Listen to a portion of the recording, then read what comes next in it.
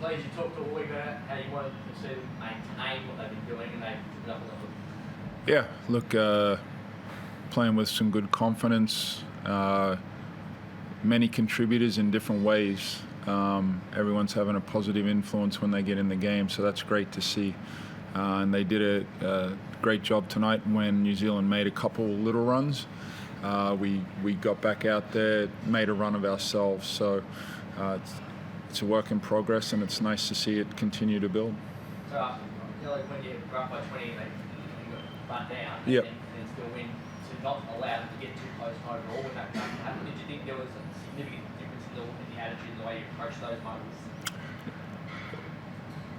I actually think all year we've done a great job in timeouts of trying to nullify that. We had a patch where we could come out of timeouts and it just wasn't working, where over the last 3 games we've come out and we've responded very well. So, that's positive to see right now. Obviously, I like and appreciate the way that we're playing right now, but to be 5-5, we dug ourselves a hole, we're getting out of it. So I'm excited where this team can get to, but I never want to get too ahead of ourselves at this point in time. So would you say you're back, or you're on your way to getting back to what you want to be? No, we're progressing at a nice rate right now. And there's a lot of room for growth in this team. So I think everyone's just getting a little more comfortable with what each other's strengths are, and we're just playing to that a lot better. Like Wags, Doolittle, Ash, Ty Webster was really good tonight, with the assertive and aggressiveness at the offensive end. Although I think it was 1 for 9, but the pace he created for us on offense was very good. His name's on the scoreboard twice, 1 point during the game. Yep. I feel like there were 2 of him out there the way he was playing. No, it only takes one Bryce Cotton to get the job done. And look, if we rewind to a month ago, I said, look, this is the guy we're going to roll with. He's shown that he can play at a high level for a long time. Water always finds its level. So I was never going to lose faith in what he was going to bring to this team. Bryce, how did you rate your own performance compared to the past 2 games where you started to get back to the man in the jersey that you referred to the other day? Yeah, I think I played pretty well, but it was a great team effort. And going back to what JR said, I think we ended the first quarter up 17 or something like that. And at the end of each quarter, it was always around the 14 to 15 point lead mark, despite the runs that they had. So this was one of our better efforts of playing a full 40 minutes, and when teams go on runs, stopping that bleeding early instead of letting it carry out. Because of the extra passes happening a lot more in the past couple of games, folks looking for it and finding that player. Is that a real focus to make sure that's occurring? I think ironically, no, it's not necessarily a focus.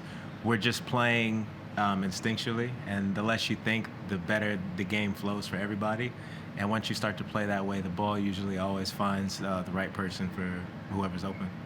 You said on TV the other day that you've gone back and had a look at your shooting and your technique and things like that to study yourself. You started getting fouled again from the 3-point line, which you hadn't for a couple of weeks. Did you change something, or did you notice something was different? Is that a coincidence that you've formulated that part of your game in terms?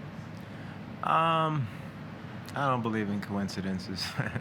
So I can't give away my secrets. Once I'm done playing, I'll give it away, but I've done enough talking. Would we correct to read something into the fact that there's a career again and your shooting is over the back? Like, have you noticed something? You don't tell us what it is. Does that lead to... Did I notice something? Yeah. Yes, I noticed something with my shooting and had a minor tweak to it, yeah.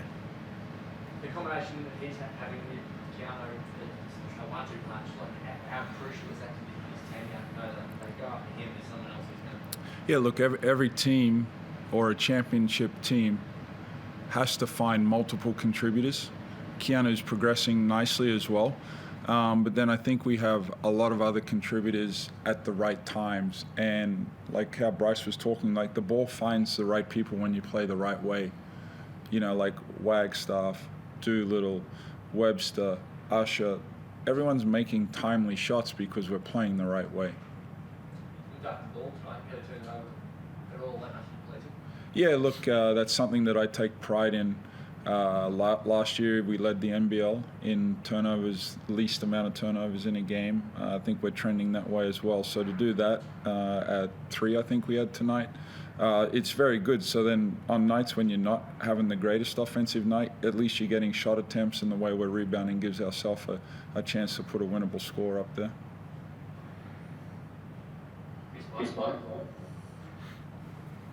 Yeah, John, you talked about the shots that you're getting. I mean, for a lot of the season, you talked about how you felt like the defense was going pretty well. You just needed to fix up the offense. But these last 3 games, the ball movements look so much better. I mean, you're getting some screens in there, and guys are working off the screens, and everything looks like it's flowing a lot better offensively. Is it just as simple as having more time together, where it's now starting to click? Like time helps that, but what I would say is, like we added Christian late, then he misses a couple games with injury. Ty missed a couple games early on in the season, and it was just like disruptive enough. When now we're in more of a flow with our rotations and our roster, and we're just a lot more comfortable. But as I keep saying, like we can't relax just because we're playing well for 3 games. We can't relax.